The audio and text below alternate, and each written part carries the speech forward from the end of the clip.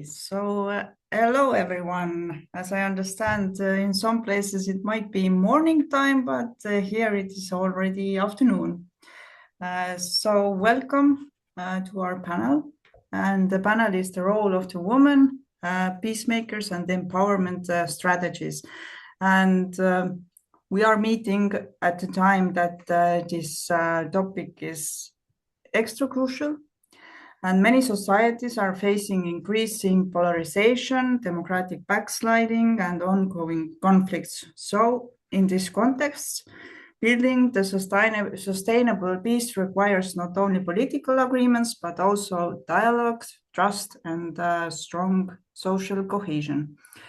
Also, the research shows that the peace agreements are more likely to be lasting when women participate in these peace processes.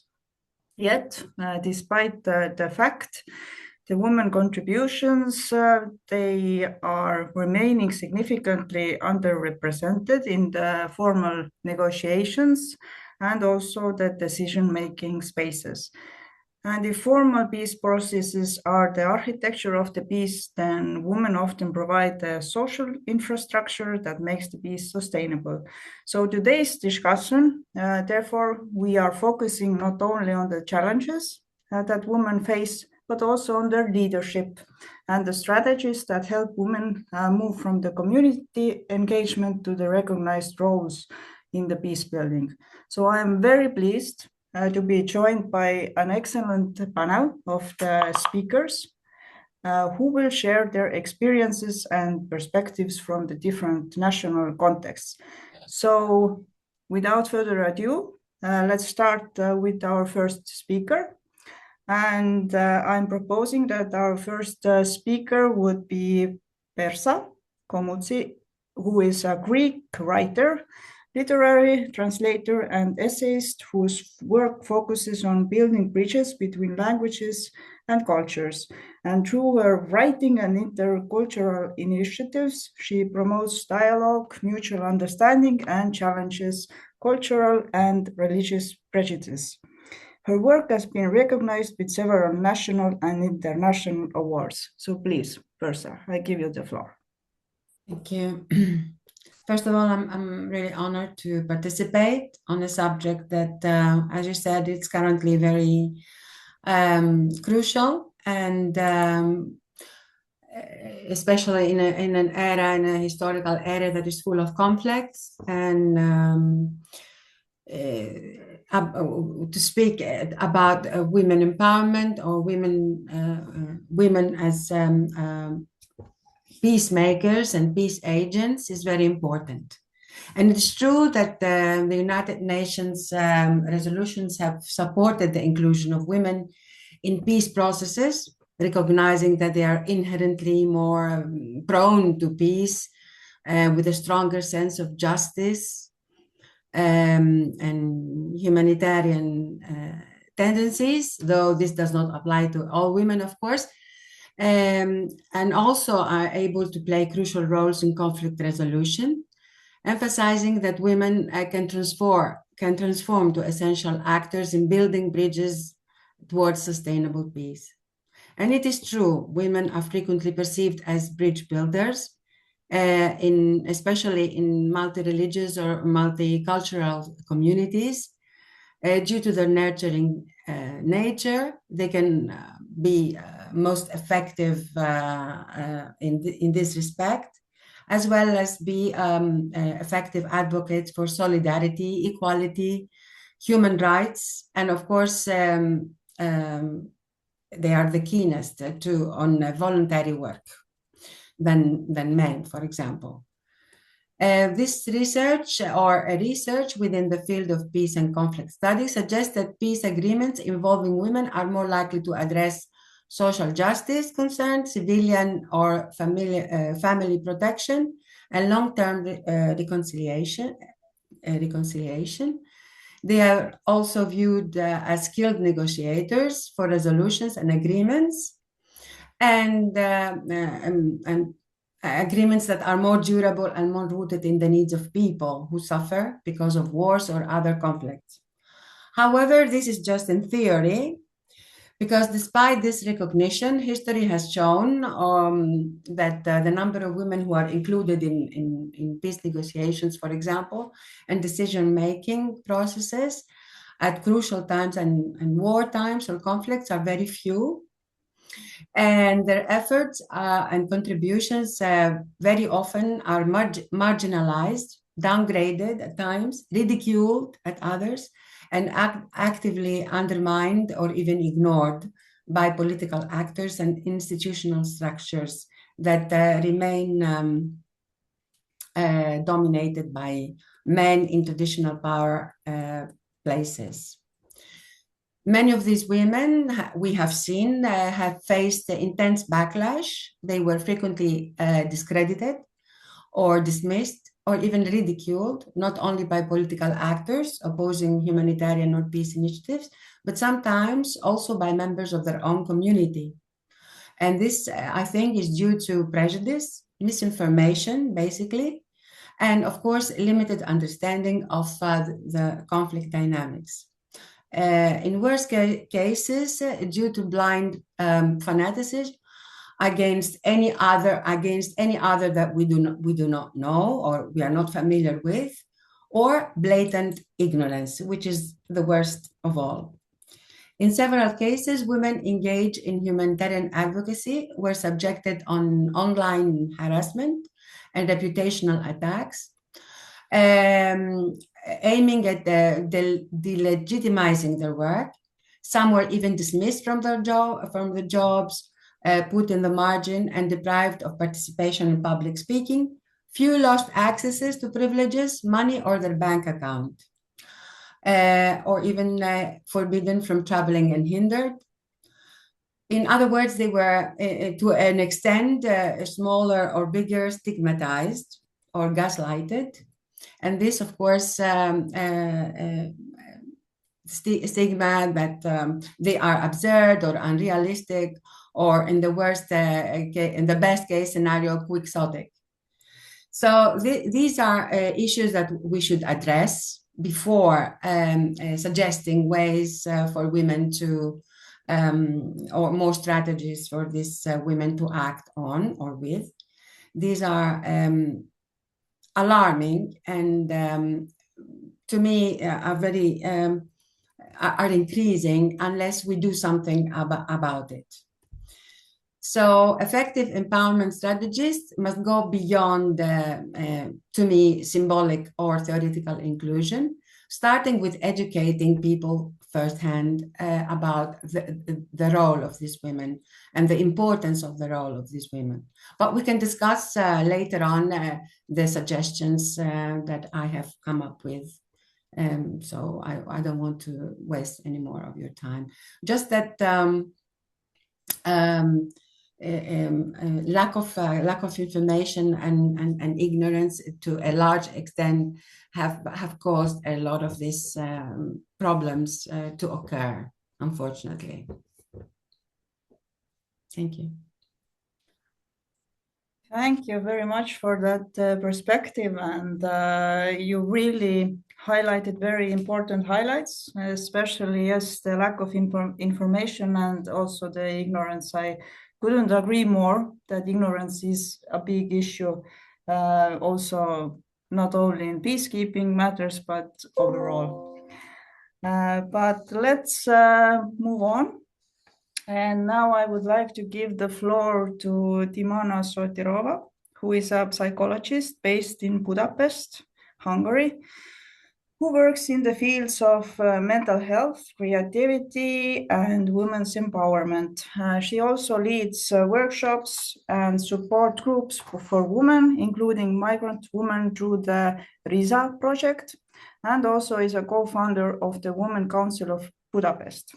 Her work combines psychological, artistic, and spiritual approaches to promote the conscious femininity and healthy personal boundaries. I give you the floor, please. Thank you, Crystal, and thank all the organizers for the opportunity to speak together today. We live in a very interesting moment in time where Hungary is actually having social pressure and tensions, both because of the inside political situation in the upcoming election next month, and the ongoing wars, unfortunately, around the world at the moment. As you can imagine, as a neighbor of Ukraine, we are directly influenced by the war in a couple of ways, which creates already some polarization towards the Ukrainian refugees in the country. So although it's not very crucial yet, it's unfortunately becoming more visible at the moment. At the same time, the ruling party and the party that dominates the government in Hungary, it has more conservative understandings about how the country and the society should be structured, and that goes into direct conflict with a lot of the progressive movements, progressive organizations, the rights of a lot of refugees and immigrants. Sometimes they take on some policies that restrict the movements of NGOs that are trying to fill the same gap. So that creates a tension also between the NGOs and the government. A lot of times we have every several months, we have some kind of protest here in the city. One time it's going to be about addressing women's rights and equality. Another time is going to be about some form of justice that is demanded, and some case that the government didn't respond strongly enough. Another time is going to be a lot of young people going on the streets because they demand more progressive government. So a lot actually depends here on what is going to happen next month with the local elections. I can recognize that in the NGO sector, there are a lot of focused women working together on causes. The interest towards fields like psychology, coaching, any kind of therapy, including holistic therapies, among women is more and more chosen as a professional path, or at least as a studies. Which speaks a lot about women's role in like the natural drive that we have as women towards healing or seeking some kind of more balanced coexistence. But at the same time, just 2 days ago on International Women's Day, the last protest in the city was actually about women's rights. And it was fascinating to watch that both like we realize our potential, that it's there, and if we have the stability and the resources to achieve more in terms of peace and balance in this world, we would do it. But a lot of women have to use their energy actually to go on streets and demand better conditions, better rights. And we are still in this window in time when we have to explain that we actually need a little bit more freedom in order to act upon our most important role. On the other hand, there are a lot of movements that are proactively gathering resources. Just the other week, we had this wonderful women's panel, Women's Appreciation Panel happening in ELTE University from ISAC organization, where they gathered the students that are last year and are already kind of anxious about their career choices and path in life, etc. And they invited some of the successful women in the city, local and international, to speak about their success, their challenges. So there is already dialogue sought and created throughout the generations. To some extent, on other hand, we, with a partnering organization, we launched the Women Council through the RISA project, which focuses on the rights and needs of the migrant women. And right now we are actively gathering information from all over the city, from every woman we can seek conversation with about what needs are going to be addressed, what are the current challenges. And through these programs, we are about to create a program throughout the calendar year to address those needs and make it a little bit more secure and balanced for women, so we can step one step above.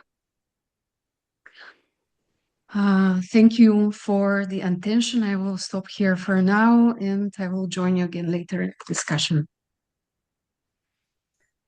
Thank you so much. You also brought out different kind of perspective and also brought in the Ukrainian war, which is very close to you. And as Estonia is also one of the countries who has given many Ukrainians the new home, then we totally understand the problems and what the societies are facing. And what I picked up from your speech was that dialogues are created throughout the generations. I think it's extra important, and this is something to focus on, and empowerment in that area is very important. But let's move on. And our next speaker is Marta Lempart, who is a Polish activist and civic leader known for mobilizing grassroots movements from women's rights, human rights, including also LGBT plus rights and democratic values. She is also one of the founders and leaders of the Polish Women's Strike, one of the largest women's rights movements in Poland, which has played a significant role in civic engagement and public debate since 2016. And originally, she is trained as a lawyer. She has extensive experience in advocacy, public policy, and building networks for civic participation. I give you the floor, please. Thank you. I get a little scared when I hear this bio sometimes. Hello, thank you for having me here. I think I will follow up on the last panelist, because Poland is a country where we're basically also at war with Russia. It's Russian war in Ukraine, and it has changed. Like, that's the first-hand experience in generations that we have now. And it's a clear example of the forces that decide basically what we think and how we perceive and how the decisions are being made. When the big war, when the escalation started in 2022, Polish Women's Strike, my organization, was an organization that started with abortion rights, reproductive rights, women's rights, then human rights in general, also refugees' rights, minorities' rights, and so on, so on. And we were already active fighting against the crimes that are being committed at our border with Belarus, because people trying to get to Poland from Belarus, through Belarus, are being basically hunted and mistreated and pushed back by the Polish border guards. And we were already protesting against that. It's like the Frontex type of thing, of doing illegal things and pretending it's legal. But the big change of thinking and perception and attention came, of course, in 2022, in February, when Russia started a full-scale war against Ukraine that was supposed to last 3 days, and look how far they went. Like, I think like 7% of Ukrainian territory or something. So yeah, good for them. And there was this big social answer from people who wanted to help Ukrainian people fleeing the war in Ukraine and coming to Poland. And at some point, it was like 3 million people coming from Ukraine to Poland. We're 37 million people country, like this middle-sized country. And in the beginning, it was this huge enthusiasm and engagement and empowerment and all hands on deck thing. So all organizations, you can imagine all civic organizations that were not humanitarian organizations, were not refugee organizations, were doing totally different things. Most of them or all of them got engaged into helping Ukrainians fleeing the war. So we had this big system in Poland that was basically, of course, done by civic society, not the government. The government was just riding our tails. And that was this thing that we were very proud of, because we didn't have like the camps or, the detention places or whatever, massive stay places. People were in people's homes, in hotels, and in different places, just like regular guests. And then the things started to change. And we are a clear example how much at war we are today, because the propaganda, the Russian propaganda against Ukrainians, the Russian propaganda, the pro-Russian propaganda, gave horrible effects to people's perception in Poland. So there is no more treating Ukrainian refugees as guests. There's no more openness. There's hate and xenophobia and a whole block of disinformation in Poland that took over the whole sphere on social media. And this is the first part, that in Polish social media, the major emotion towards Ukrainians, towards Ukraine, is hate. And it's created by, all the troll farms and bots and so on, like a strategic operation by Russia.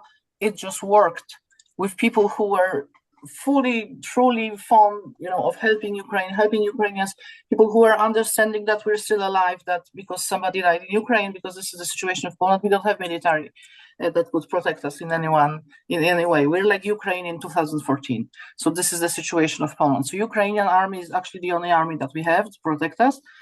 And everybody understood that at some point, and then it changed. And then the new government, I'm not even mentioning the old one, but the new so-called democratic government that came in 2023, also thanks to us, thanks to progressive movements and the issue of abortion, because we protested so much against the previous government that brought them down so low that they lost the elections. And this government decided that the disinformation in Poland about Ukrainians and this general, created emotion of hate is true, and started following that path, cutting help, cutting aid, being more or less anti-Ukrainian, distancing themselves. So we now have a situation when this kind of propaganda also changed the government's decisions. We just cut all aid, like the law is now in March being implemented that we basically cut all aid to Ukrainians coming to Poland. So that's what's left from this big, enthusiastic and thing that we were so proud of. And we see that because Polish Women's Strike had 52 help points, 8 points all over Poland. We were also sending things to Ukraine. We were sending whatever we could get. So we were this big hub also for getting help there. And now sometimes it's even the same people that we were working with, organizations that we were cooperating with, that are really distanced against like from Ukraine and the issue of Ukraine, like the issue that the peace in Ukraine can be only we can only get peace in Ukraine if Ukraine wins, obviously, because we're talking about Russia here, and they will never stop. So yeah, that's the situation. So we have absolute, I wouldn't even say polarization. We have this kind of overtaking of the public space and a public discussion about the war and about the Russians' war against Ukraine. And there is no way, and I see that, to talk in this normal adult way about the peace processes, about what will happen after Ukraine, after the war. we also see that when there is discussion about Ukraine joining European Union, as there are now on the path, and Poland helping rebuild Ukraine, or just investing to rebuild Ukraine, it's of course the male table. So of all the things that could be done, the talk is just about business and about EU, Ukraine joining the EU, so the parts of the cake and the programs and so on, without any women being decisive on that. That this is obviously so because we just take about 20% of the work that needs to be done when Ukraine wins, and the 20% is just the male field as always, in spite of the fact that it was mostly women who were doing the whole humanitarian aid and all this kind of helping adaptation, legal support, and so on for Ukrainians coming to Poland. So I'm not expecting much to change, unfortunately, because civic organizations that have a voice on that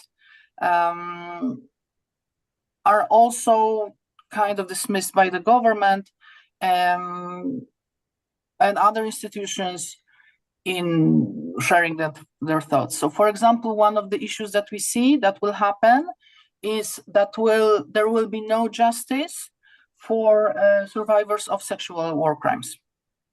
That it will be the package, as far as we can see the talks and opinions of Polish government, it will be just the war crimes package without separate mechanisms to run sexual violence cases, without any mechanism for survivors to come out, for survivors to get support. And of course, it also means that won't be any compensation for survivors of the sexual violence, because we also don't have mechanisms in Poland. And the thing that tells the most is that we of course, we have ban on abortion, and this ban on abortion has we have different kinds of clauses, and one of them is that abortion is legal when the pregnancy is a result of the crime, so rape or incest. But it doesn't work in Poland because it needs a prosecutor's confirmation that there is a suspicion of the crime, and it's never given to people because there is no deadline. So when people started coming to Poland needing abortions after this experience of sexual war crimes, there was a bill in Polish parliament to force the Polish prosecutors to do that confirmation of the person coming to them in 3 days, and it was dismissed by Polish parliament. So we don't even have, like, the Ukrainian embassy asked about abortion access, will give abortion without borders number, the collective that provides abortions in Poland, or will tell people to go back to Ukraine to have an abortion. So this is the scope of that. So I'm sorry, I don't have like good news, but this is the thing that I think it's the most important to focus on, because I see that happening. Like, I see that preparation for just doing war crimes compensation without building any mechanisms that will be available, accessible for the survivors of the sexual crimes. And this is the thing that we kind of, concentrate on, to at least try to voice out that. Yeah, thank you. Thank you very much. You really touched very serious issues, and what I picked up was additionally that there was big movements that are actually now opposite to developing, but more they are getting obstacles. And also what is extra important for me is the vulnerability of women. So in the sense of that we need to be the peacekeepers, we need to be active on that side, we are also very vulnerable doing that in any situations. So yes, very, very, very important things that you brought out. But let's move to our last but not least speaker, Miroslava Popakova, who is an anthropologist, educator, and philanthropist from Slovakia, and who has worked for over 15 years to advance the rights of women and girls by supporting feminist movements and women's organizations. So her work focuses on gender equality, social inclusion, and strengthening civil society through cross-sector collaboration and innovative approaches to social change. Please. Thank you. Thank you very much. Thank you very much, all. It was impressive to listen to all panelists, my colleagues.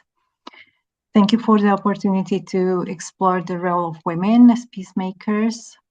From the very beginning, I chose to focus on the ordinary lives of women, believing that principles and kind of universal design for peace is deeply inscribed in everyday practice.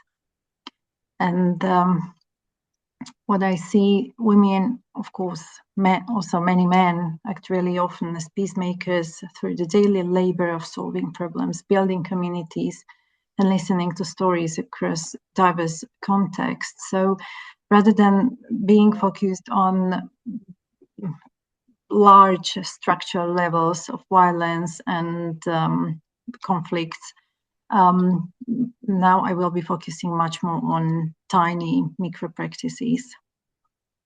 I used the information when thinking about this issue. I used the information from print and social media, work of women's rights organizations and groups and initiatives, and focusing on women from disadvantaged localities and with migrant and refugee contexts.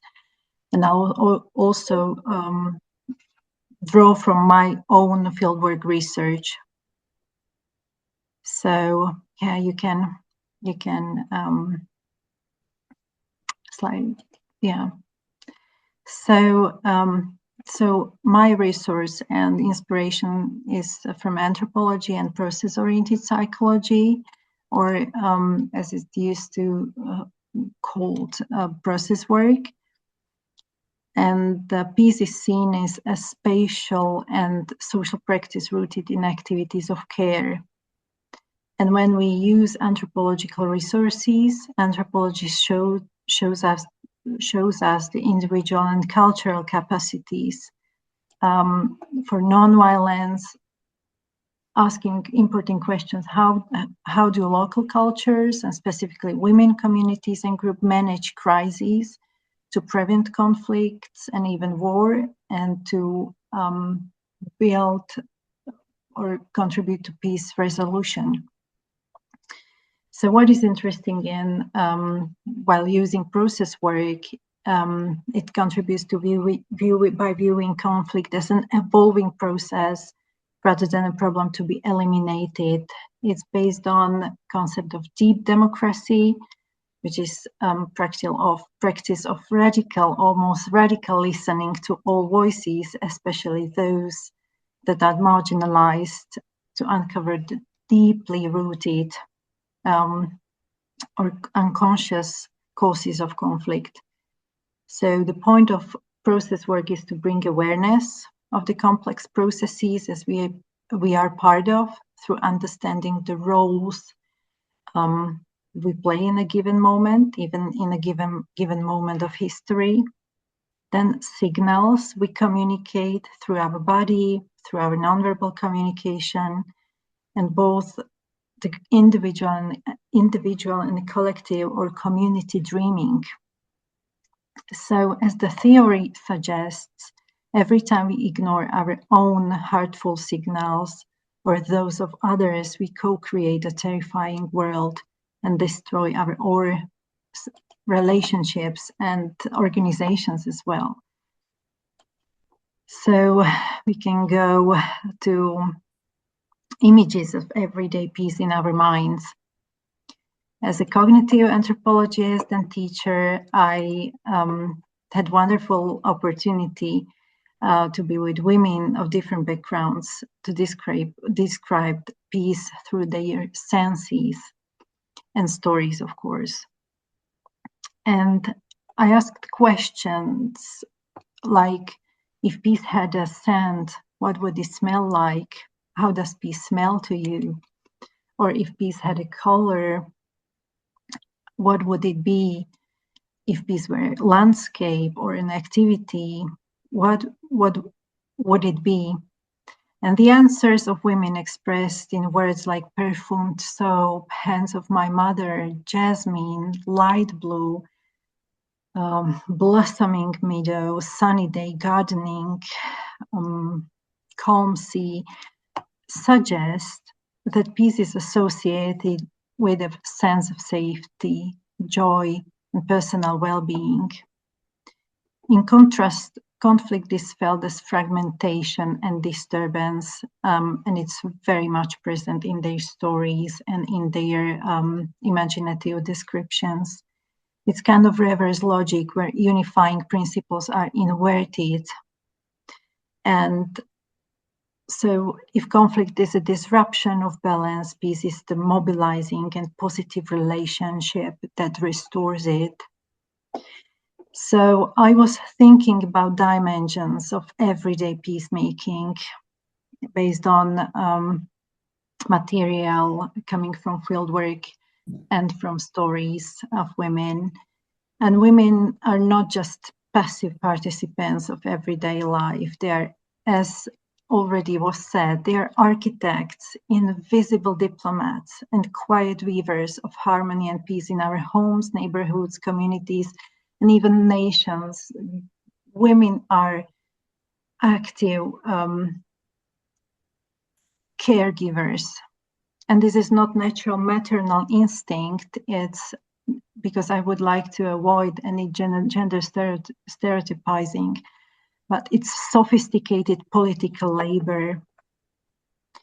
So when we look at women as architects, we can go, we can think about women as architects and go to that slide just to be, maybe to see those pictorial hints.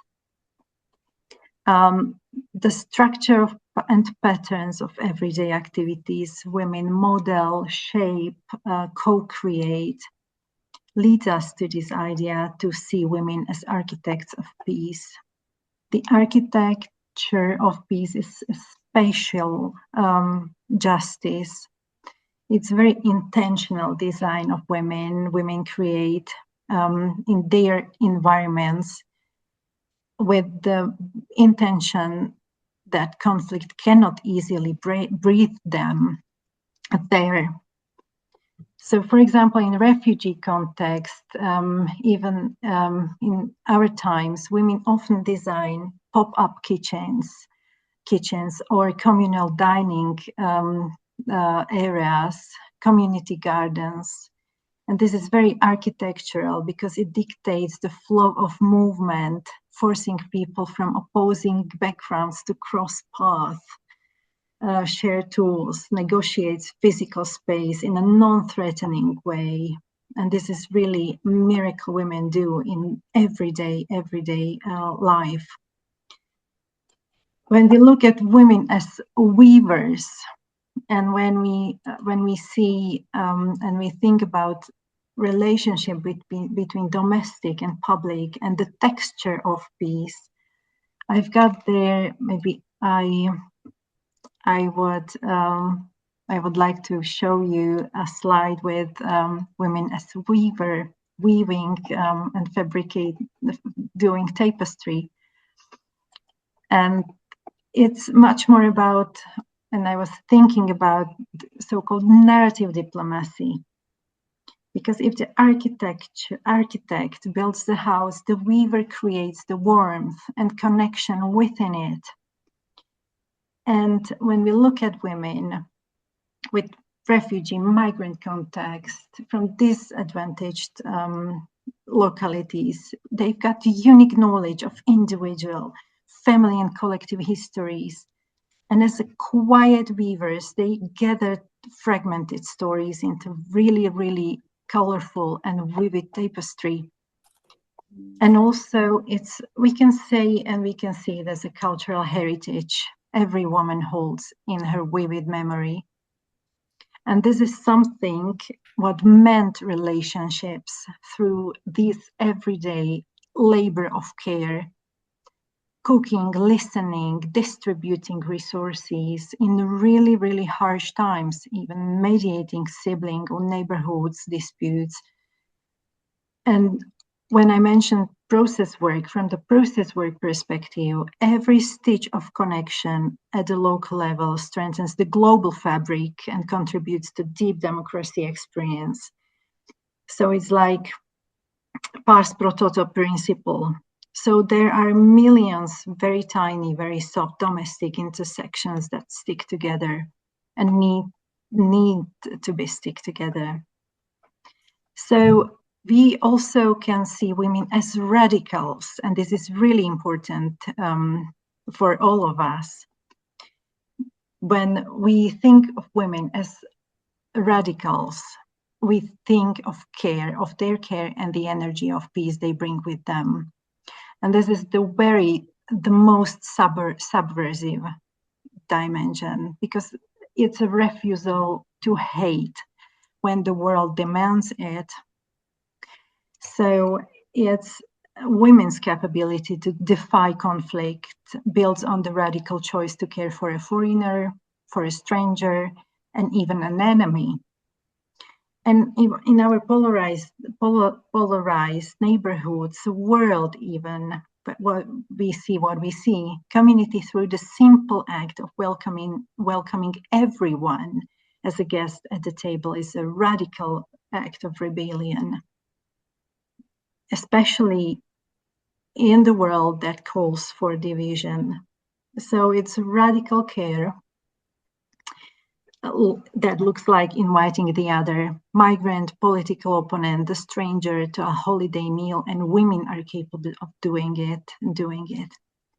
And this breaks the logic of the enemy.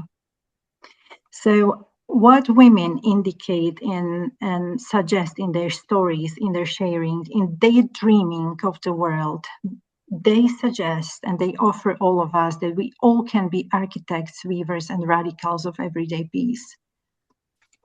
Women as architects, weavers, radicals do more than just survive. They often repair fractured and fragmented world. And this is kind of it's evidence of their sophisticated diplomacy.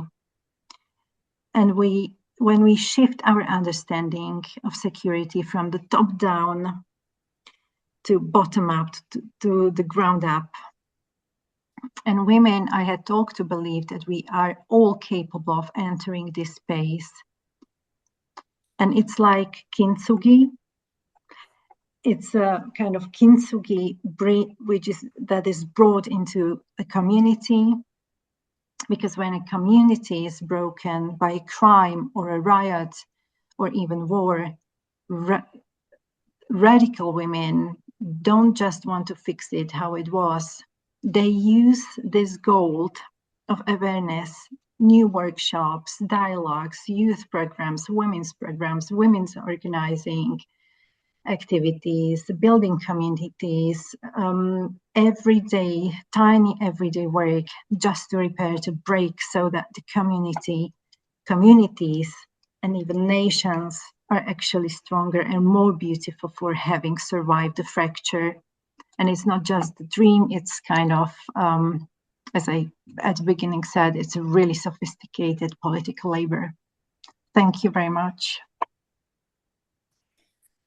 Thank you, Miroslava. You ended the panelist section with very beautiful art and bringing very artistic view to the topic, which I really, really liked. And I picked up that women have different faces. That is true. Women are awesome. We can do different things. We can do it simultaneously at the same time.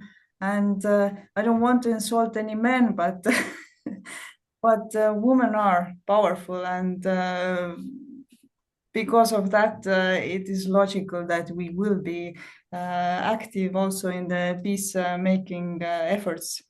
So thank you very much. And well, what we already heard actually shows that women contribute to peace building in many different ways. it's through the community dialogue or also civil society initiatives, also through art. And if you ask from me, what is the scent of the peace, then I would say it's a strawberry, definitely strawberry. But let's move on to the part when we can discuss the topics, and also we can have the questions from the audience. So maybe I would like to explore some of a bit broader patterns that emerge from those presentations that we had, very different ones. We had very serious topics, but we had also overall what is the woman's role and how we can use women to empower all those processes. So maybe I will start first with my own question, which emerged. And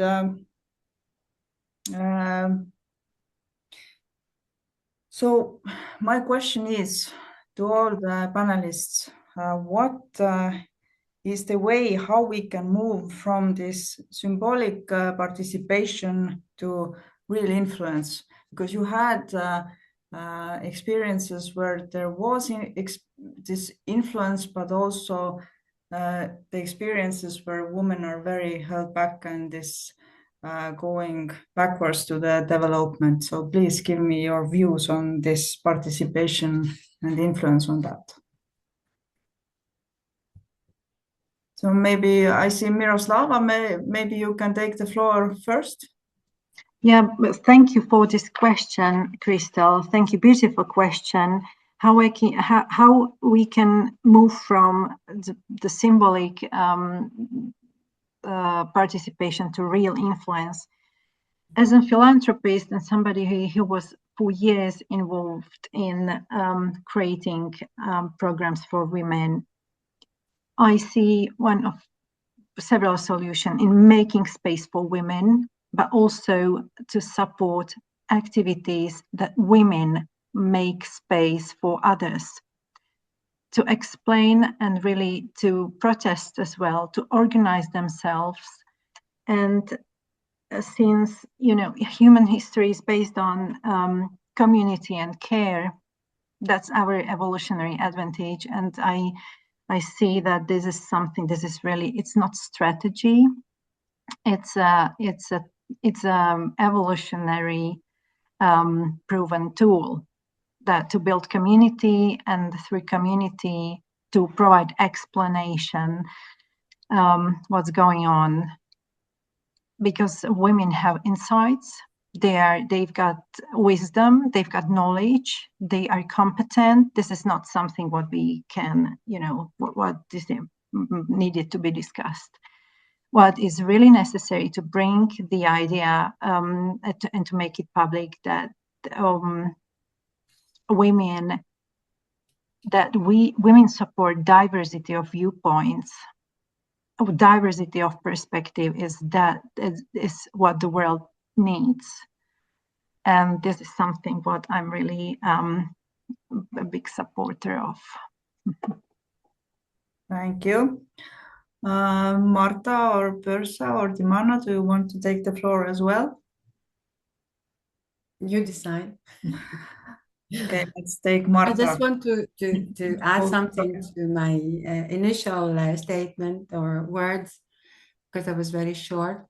I would like to add that our generation, the after Second World War generation and the following generations, and especially in the area of Europe, of our continent, are at a shock because of the intensity of violence that we have experienced in a very short time.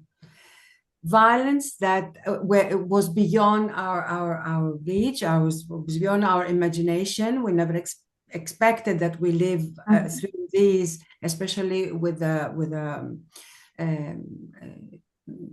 the easiness with which we can watch and live between quotations all that happened, all this violence that took place, Miroslava has mentioned, or maybe Marta, I don't remember, about the sex crimes at war areas, etc. Not only by Russians, also in the Middle East. We have seen, we have heard, and now we can have a comparative study on this terrible issue. But what I mean is that people need time to process all these terrible things that happen all of a sudden and into such a short time before we contrive or we think of strategies to face all these changes. And I also strongly believe that a woman, because of her nature, to adapt and to have a lot of roles, she can be the first to process all this. The problem is that they have to let her do the work, because we have done, and many women have come up with ideas, but we've been faced with a lot of obstacles by men in power. So this is one thing. And it's not only on international level. We have seen a lot of violence occurring in our places also, in the places we live, that had not been seen before so intensely. The refugee problem that we have experienced in Greece in the last 20 years. Greece was a homogeneous country. We never knew about other people's religions and mentalities. This also was something new that we had to process. So I think Europeans had to process a lot of changes. Mm-hmm. They were not willing to do it so easily. And because of lack of education, to me, lack of education is very important. In Greece, we relied on the idea of democracy, but it was on a theoretical level always. And the people who have done something, who have tried to do something, regardless of being women or not, are the people in the art section, as our friend, the previous speaker said. Art and literature played most important role to voice people who are under persecution or under pressure, or people who could not otherwise be heard. So art is very important in processing all this or facing this, but it's not enough, of course. We need a lot of education, and this should be starting at school levels at a very early age, to educate people, not only on these matters per se, but on matters that have to do with respecting the other, respecting the people or groups of people that we are not really aware of, and a series of other educational programs that might help in facing all these issues.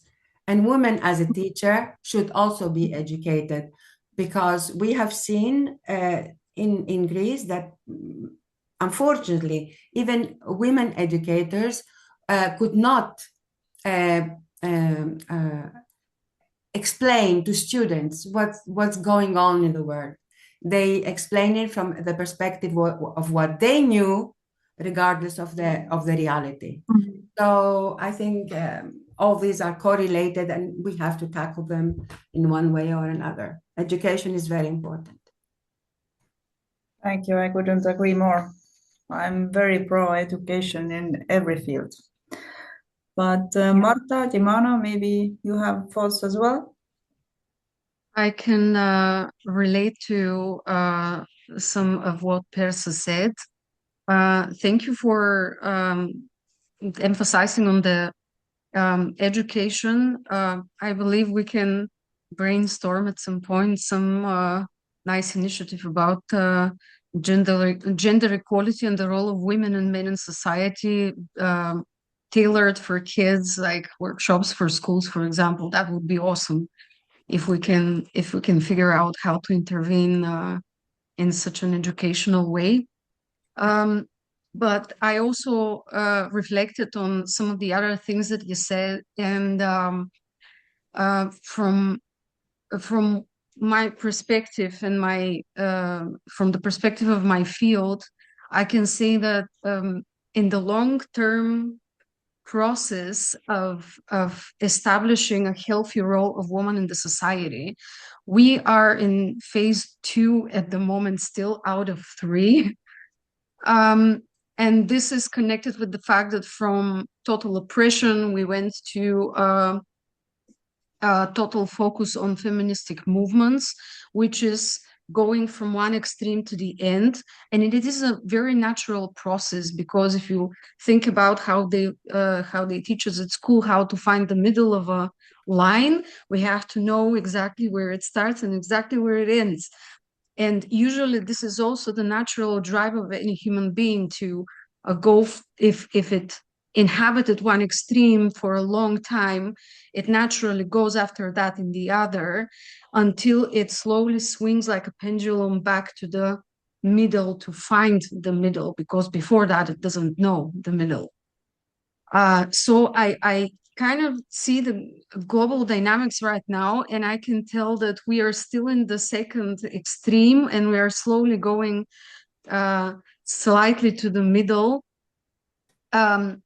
And I want to bring the attention to something that in my job I need to address a lot, and a lot of women get angry at me for that, is that very often, because of how the feminist movement was important, we actually talked throughout the years only about the positive sides of it.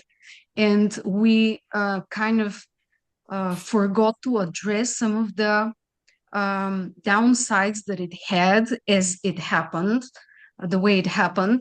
And one of the consequences is actually creating this global pandemic of Peter Pan guys and men who have very avoidant reactions towards connection, towards responsibility, a lot of immature behaviors. And I have a lot of bitter clients that talk about how men are the same, and men this, men that. And it's like, it's a little bit more complicated than that. So the role of dialogue and communication in this specific matter is extremely important. And why I say that? Because in order for us to move to a leadership role for real, we need to be aware that this is happening, and how are we going to act upon it. One of the blind spots that a lot of us have, not only as women, but as human beings as well, is that in a lot of ways, we are not aware how to beat the power play. And because the blind spot is in the fact that the power play is won only if you don't participate in it.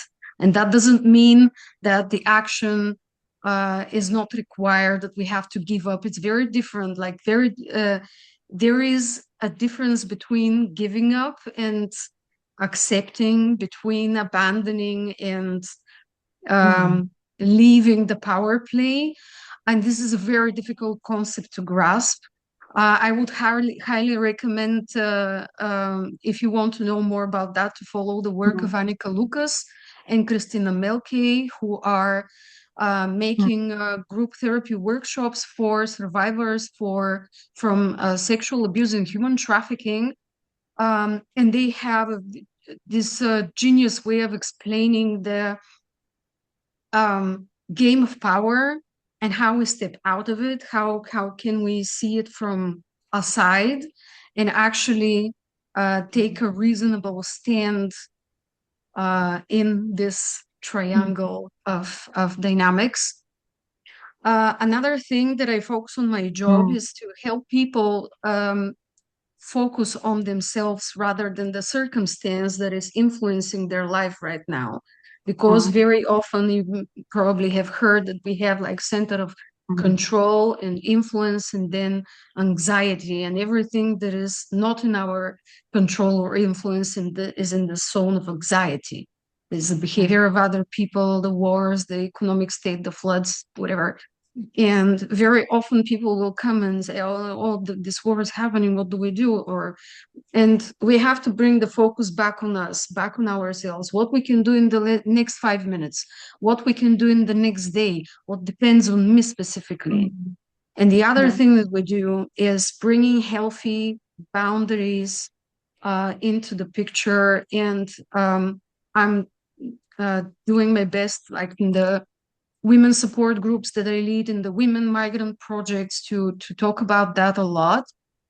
And I created actually throughout the last year a program called Limitations as a Source of Freedom, where I help people actually stop putting their energy entirely into the focus of resistance that they have, and instead of that, exploring all the opportunities that the current limitations provide.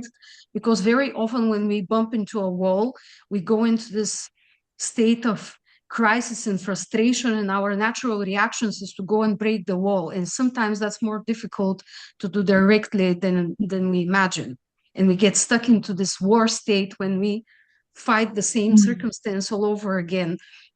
And what we do in that seminar is actually put the perspective in what else is going on around, which brings a sense of freedom, stability, and it had recognition to the extent of we won Erasmus grant to apply this program for burnout prevention and stress management among the youth workers, which is going to happen in the autumn.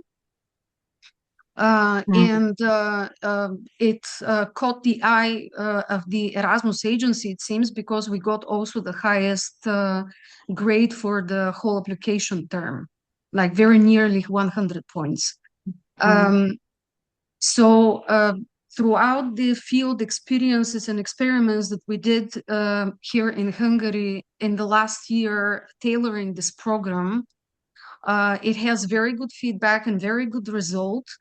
And I do believe it's one of the things that can help us get the shortcut to stepping from more informal to more recognized leadership role. And the other thing, like last small thing that I will say, one thing that helped a lot, as I said in my speech earlier, it was about connecting generations, not only like aged generations, but also different kinds of stages of being a migrant or being a woman, etc. We had with another partnering organization about a couple of years ago a small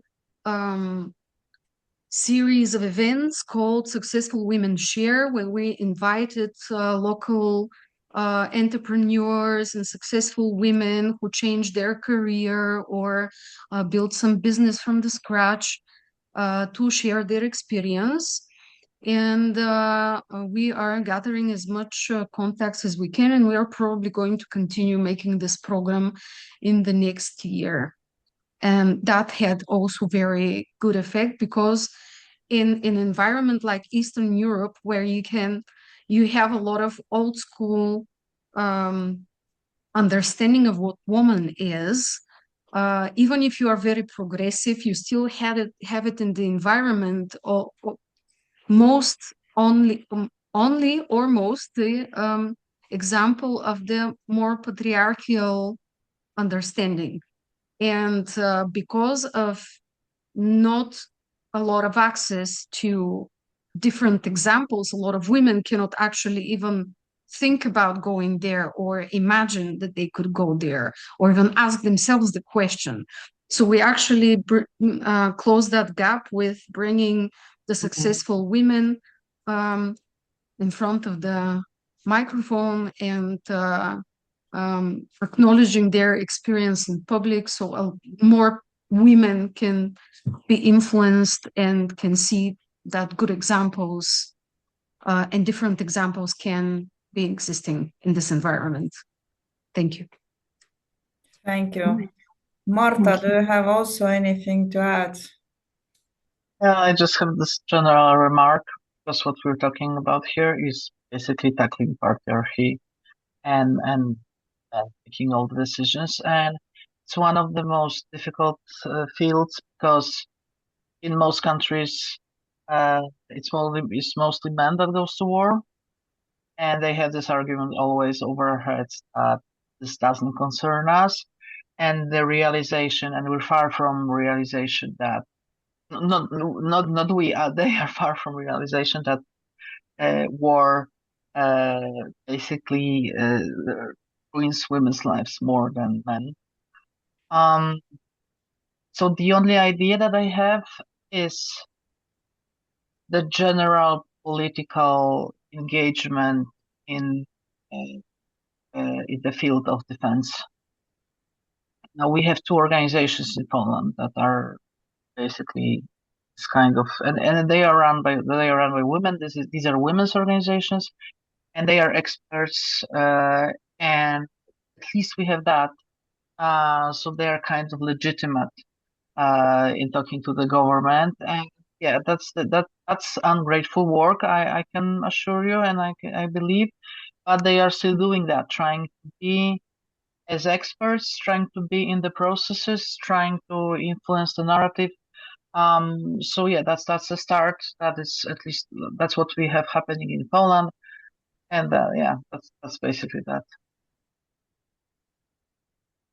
Thank you. I don't see that the audience would have any questions so far, only praises that how we are giving powerful insights and good presentations. Let me see what is the last comment here.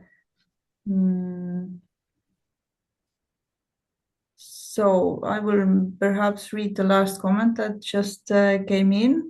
Thank you for the incredible pendulum analogy. It really brings to the table both sides of the coin. I've been reflecting on the challenge facing young men today alongside the pressures of young women.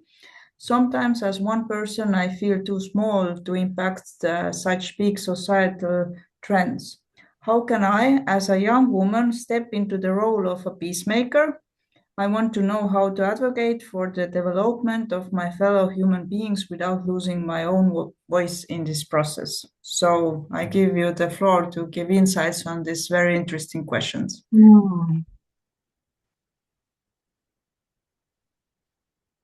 Maybe Dimana will start now first. All right. Thank you, Saliha, for this important question. Interestingly enough, I was actually a speaker on an event a couple of days ago when we were discussing exactly this. And I was saying about the other blind spots that we have very often when we struggle with some kind of circumstance or a conflict, especially in relationships or the way we relate to other human beings in general. We often forget to pay attention whether or not the actions and words are aligned, and that makes us forget that we can leave when things are not aligned. And I can give an example. In a abusive relationship, for example, the woman has a very natural response to try one more time to explain, because she deeply believes in the good of this person that he shows every now and then. She believes that he can change. Here's the blind spot. This is actually another form of control and abuse, because this person has a completely other pace of growth than us. He has completely other state of mindset, a completely other value system, and it's very obvious from the actions. And here we are standing there, imagining that we are the one, the teacher, the growth bringer very often, and we go into this martyr state in which we, as if we praise the suffering in an abusive relationships because imagining on the other side there's going to be peace in the end. The peace doesn't happen like that. Peace happens when we learn that when actions and words are not aligned, we focus on what's going on and not what they promise. And if they don't live up to their promises, we step away and we leave them alone. The other side of it, the Peter Pan complex, same story. You have somebody and you're like, I'm unhappy and but he loves me so much. I am so unhappy. I am so frustrated, but he tries so hard. Has to turn into, I am unhappy here, period. And we need to step away because we are not the savior, we are not the teacher, we are not this higher being that has to teach the other person about their sense of growth. We are there to be centered on ourselves. And these relationships very often come into our lives to remind us of that. And this is also something that women are very angry about, very resistant when I mention it, because it's a kind of a blind spot for us. The third aspect of that is the next step after learning how to leave disappointing partnerships. The next step of empowerment, of self-empowerment, is self-sufficiency and trust in the self, is to learn how to leave the environments that nourishes this kind of people. Because, for example, I've been in environments in the past when they were tolerating drunk drivers, abusers, people who throw trash on the street, etc., etc. That is not aligned with my value system, and I was not okay with that. The social circle was. What do I do in this case? I communicate once, twice, I see they're not ready for the message, then it's time to leave. This social environment is not aligned with my value system. This is what I should pay attention to. And it gives you a completely different set of power tools to know in practice that you can leave this behind. And only when we learn how to leave the situations that are not aligned, then we can actually see all the good men around, all the stable and grown-up men around, all the good social circles in which we can strive on, all the good workplaces, by learning how to leave what we are not aligned with. Thank you. Anyone else have good thoughts on the question? The question has disappeared, I think. But I think if I may answer, I may say something, I may comment on her query. Just by stating it, she has already stepped into the other side, into the side of people who are willing to do something. Just by willing to do so, she has already there.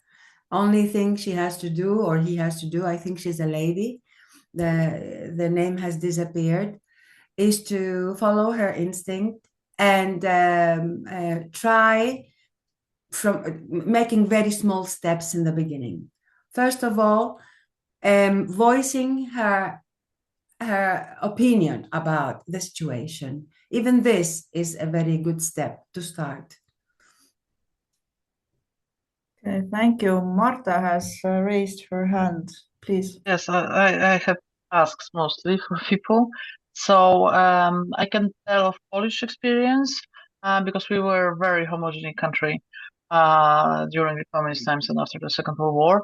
So now I think what people can engage in, especially the new generation on their own terms, is doing as much of cultural exchange and multicultural dialogue as they can, because this is something that was not and is not happening. It was always, for my generation, I'm 46, it was always something on the margin, because it was a non-issue at that point in Poland when I was young, and that now it's totally different. But the number of initiatives and people engaged in the dialogue, it has not changed much. Still kind of a margin. thing. So we need influx, like the real engagement and grassroots influx of that. And this is something that it's actually something that the young people can do, because it will come, I guess, much more natural to them when their school classes are not homogenic anymore. That, you know, the only religion that they know of is not just Catholic, and so on, so on. So this is, and we have the gap in civic engagement against the numbers that we have, and how the society in Poland. I'm talking about Poland. For countries like Poland that were homogenic and out of the southern are not, I think that's the way of engagement. To we have established women's rights organizations, different kinds of organizations, but we don't have that many and that powerful organizations that deal with the dialogue within the society, the multicultural dialogue. So that's the task for the youth now. Great. Miroslava, do you have something to add as well? Well, thank you. Thank you for this opportunity. Maybe I would start with the question that how does the world look like? So how the ideas about the world, how it looks like, are formed.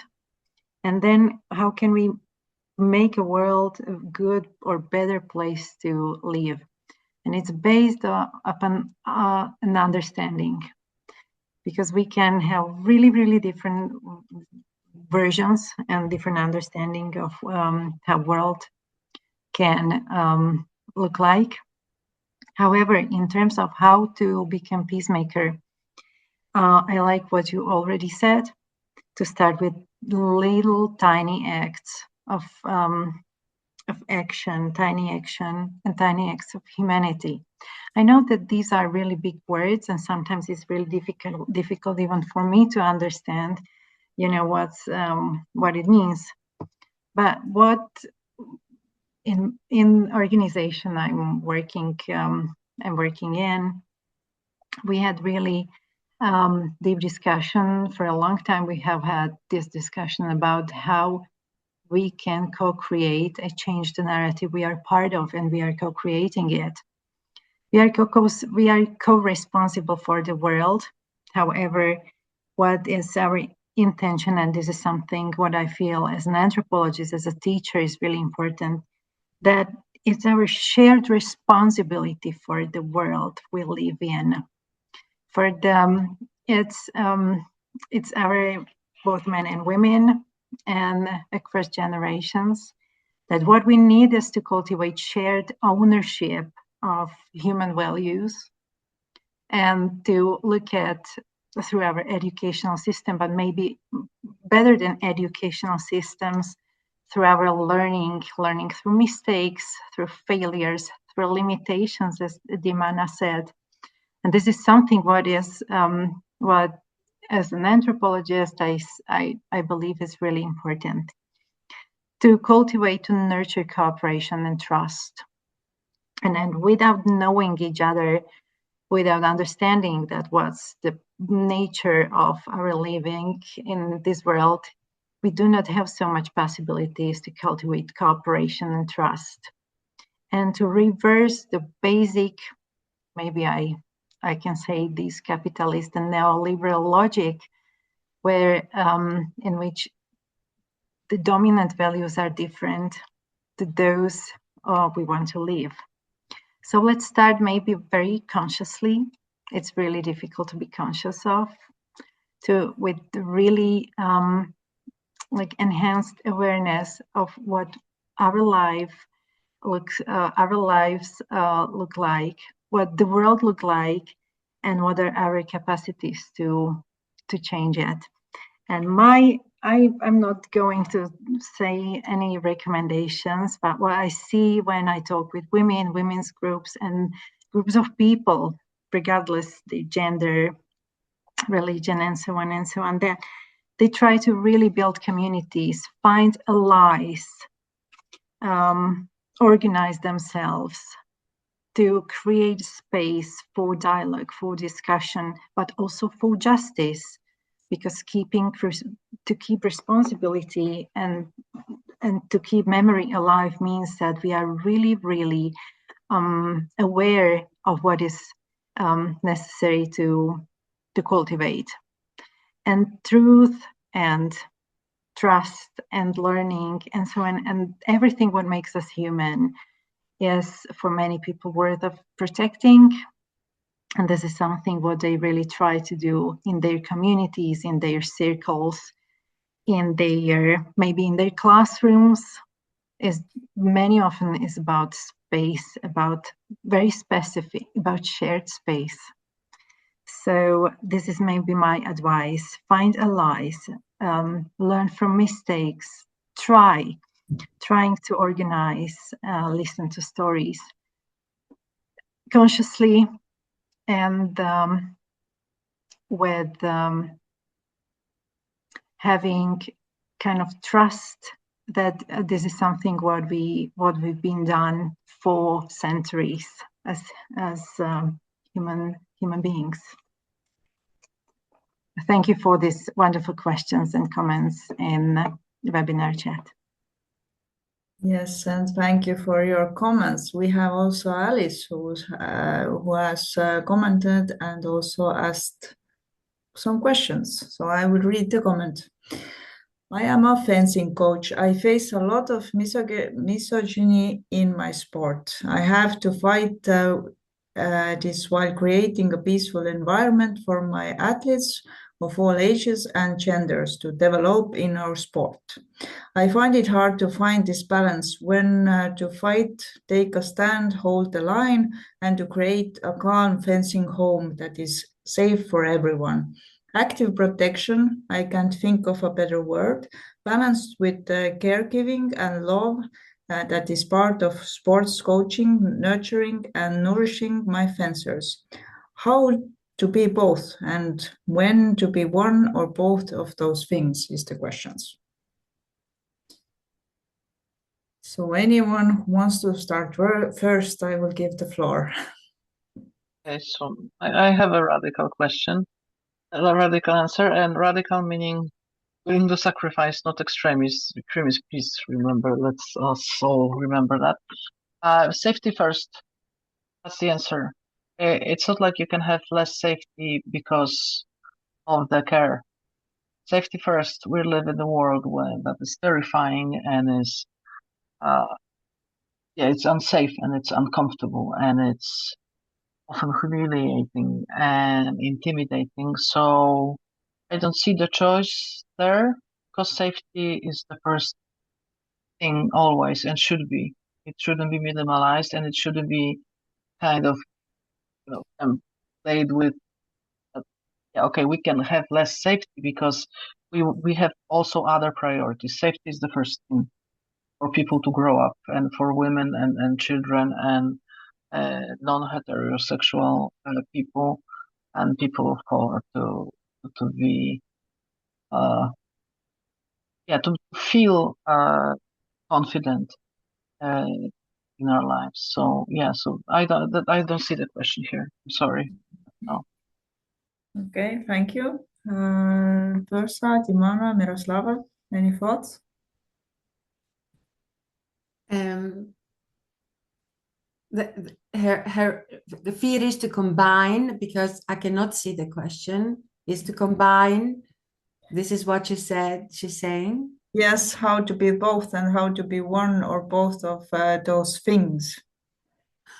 Of being an independent and strong woman, and at the same time abide by what? By yes, to fight, take a stand, but also hold the line and create a calm fencing home, as Alice wrote very nicely. Yeah. Yes, it's a very beautiful question. I think a balance is always the middle way is always the safest way, and I think women have proven that they can do both. Of course, having in mind, as our colleague mentioned, our safety and our mental health first, our mental safety first, and of course ourselves be protected by all means. But I think that women have the ability to do a lot of things. They are diverse. They can combine between duty and challenges, between tradition and modernity, or new challenges, new things. And if you have a good a common sense and a good upbringing, and with strong principles, I think she will find a way to balance those things. No, of course, we cannot exhaust ourselves. We can do as much as we can at first, and with the time we can test our strengths, and we can test our abilities and do by them. Thank you. Okay, Miroslava, please. Yeah. So fencing, in my imagination, this is such an elegant and noble sport. So first, I would like to appreciate really and admire everybody who has to fight while creating a peaceful environment. This is such a courageous action. This is such a courageous behavior, to fight and also to create space for others. Such a hero and heroine everybody is who does it. So from my experiences and working a lot with women to bring their experiences and their mosaic of experiences to the table is really important, and I would recommend you to do the same. Bring the mosaic of your experiences, of your paradoxes, of your courage, of your encouraging action and efforts to your athletes of all ages to the table. Share this story, how difficult it is to be a coach who has to fight for others and for himself or herself. This is so important in terms of justice, in terms of understanding, in terms of balancing and creating harmony. We need to share with others, and especially with those who are at the very beginning of our experiences. So this is what I've got in my mind. And again, thank you for this courage and for this energy to balancing and to fight for everybody, as I said, for themselves and for others as well, while creating a peaceful environment. What is more? Thank you. Thank you, Timana. If you have any final thoughts on this one, then we will start to wrap up, because I have one question that I want to ask myself to challenge the panel for the final question. Thank you. Yeah, thank you.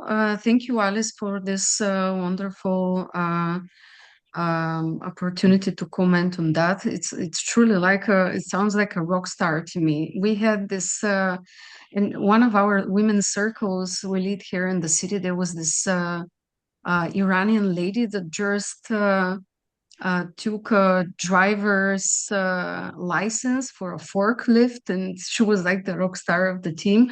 And it's so interesting how when we see a woman doing something so somehow embodied in masculinity, and we are like, oh wow, this is so and it would be so awesome if one day we stop getting surprised if this can be normalized somehow and it can be okay. What I was thinking is that if I were you, Alice, I would first of all assess my value system, like what is my concept of femininity, what is my concept of who I want to be, what is the concept of what my profession is envisioning, and see how these things align. Where are the conflicts? Usually taking it to a piece of paper and comparing makes a lot of difference. But even just contemplating on that can be very useful.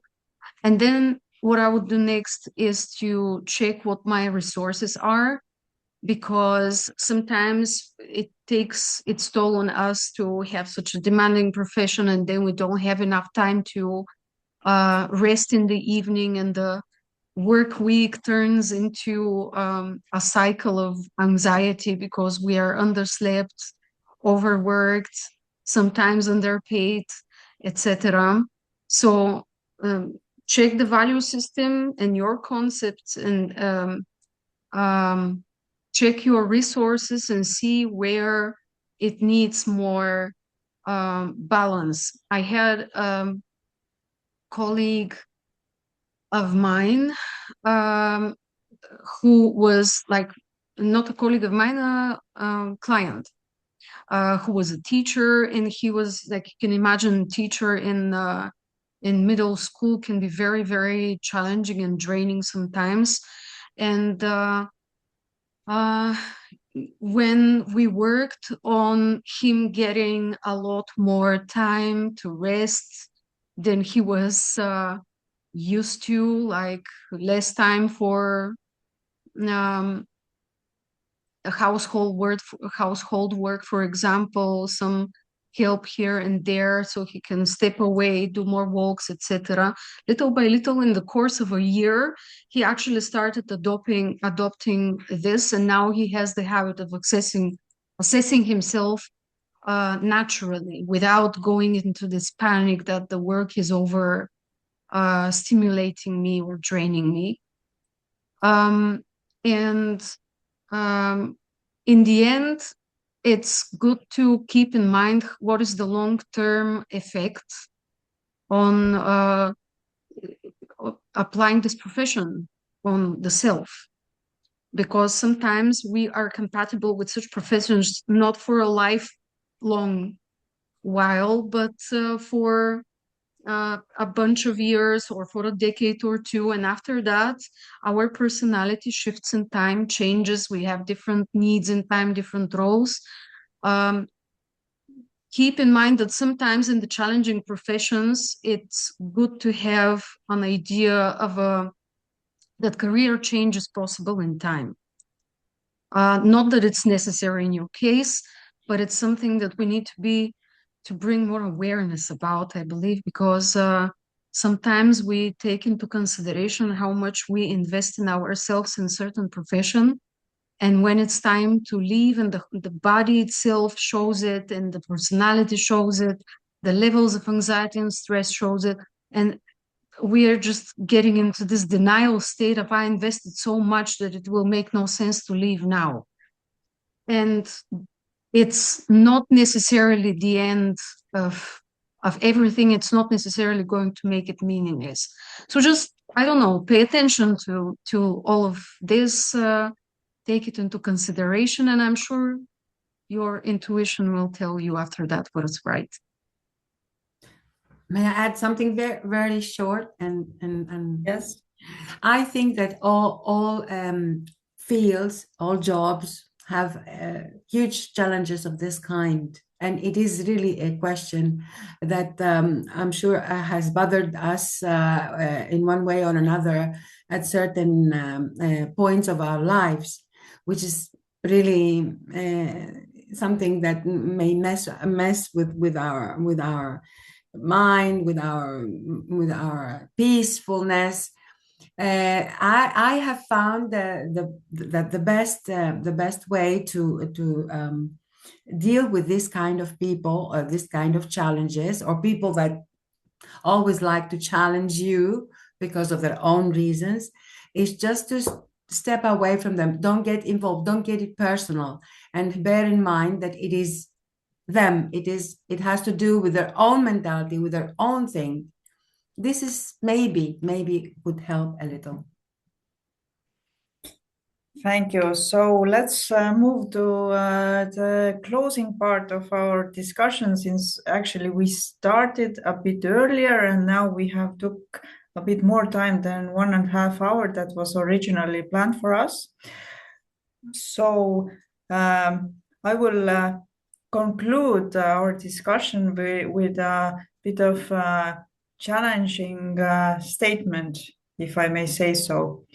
And my statement is that I think that increasing women's participation in peace processes is often framed as a question of inclusion. So in my view, I see that it's also ultimately a question of power, and the question is who is willing to share it.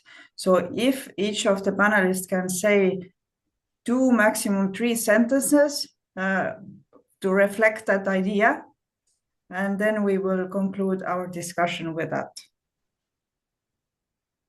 Who wants to be first?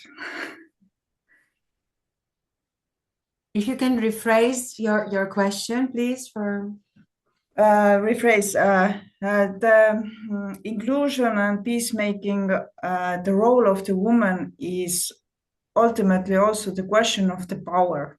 And the question is, are the men precisely willing to give up this power? Good question.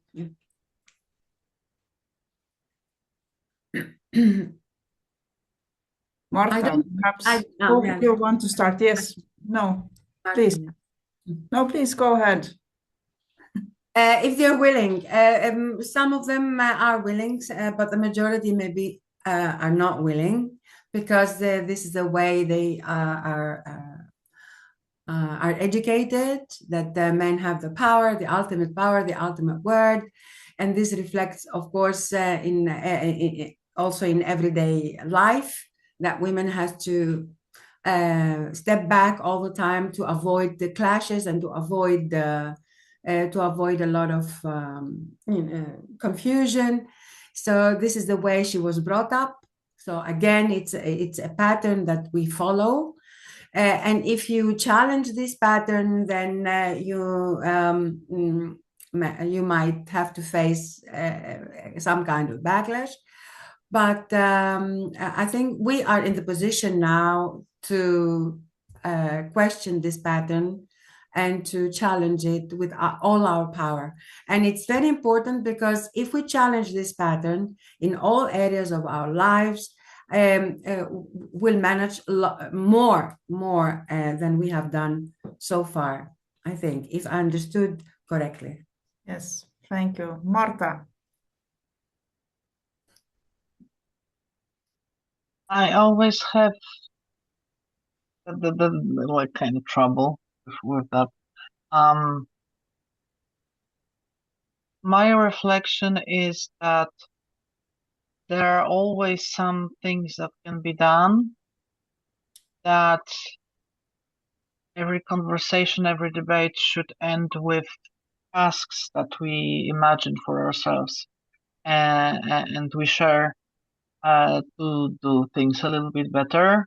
And it's nothing wrong with just doing the little small part of that job that needs to be done. So if we think that, okay, we have to tackle the patriarchy, so we're more involved in the decisions, like the concerning peace and so on.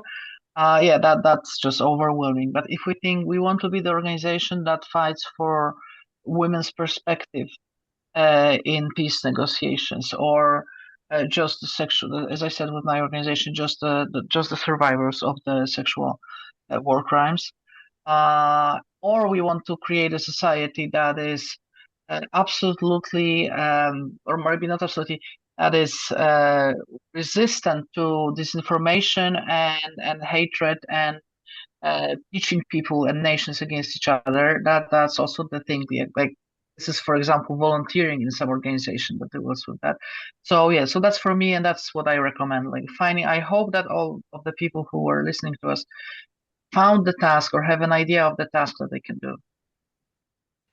Thank you. So Dimana, Miroslava, final short thoughts, and then I will close up our session. Yeah, Miroslava, please. Oh, sorry. Shall I? Yes. Okay. Go ahead. So I will step again on the concept of leaving, because leaving, first step to leaving is actually putting a healthier distance between us and the people we're not aligned with.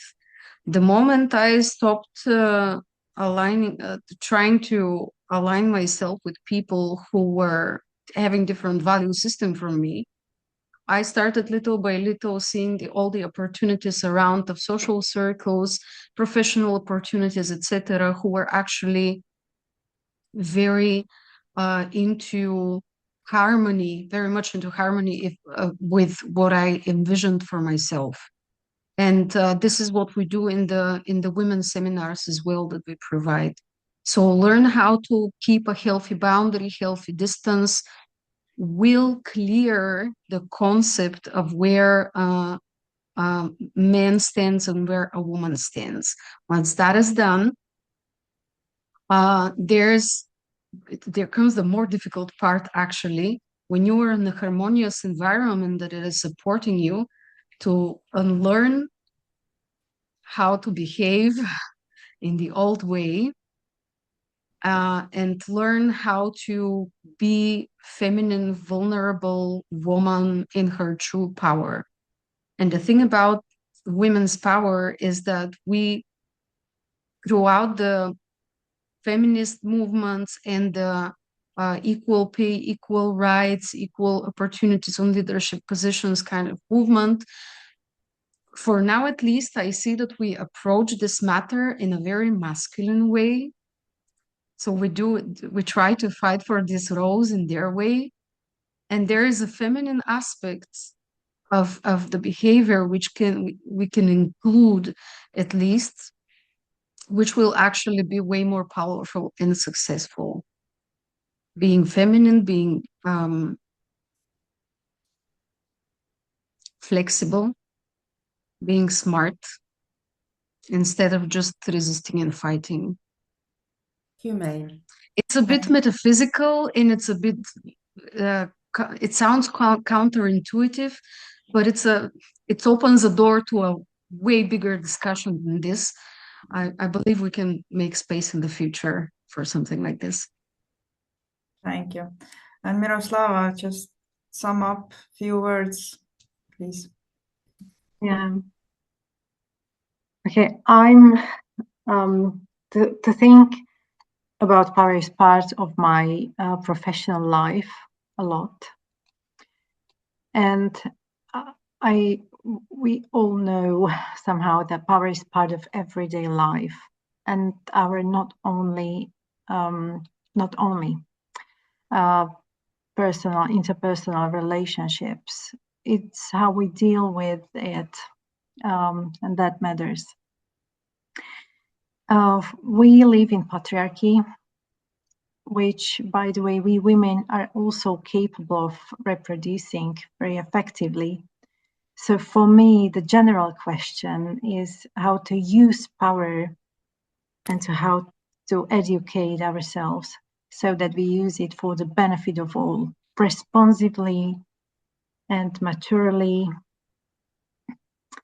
So in terms of power, it's kind of my dream, my personal dream, is the fair distribution of resources, support of those who are disadvantaged, and generally support for coexistence of men and women, but also different groups, nations, and even species. And because we see that planetary health is also an issue in general, and how to build our relationships on mutual respect and learning from one another, and how to use power as a source. So thank you very much. Thank you. So I will very briefly sum up our very interesting discussion, and it has shown us that women are not only participants, but also they are the bridge builders. And main key points that I took from this discussion was that education is important, making space, addressing negative sides also, not only the good sides, The dialogue is very important, healthy boundaries. We need to learn how to tackle the blind spots, and we need to voice our opinions. So thank you very much for your active participation and your very valuable thoughts. We thank you.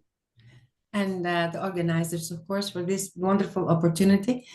And maybe we can work on that later on, or develop new ideas later on, since we have met now and got to know each other. Thank you all on my behalf. Thank you. So see you in other venues. Hopefully.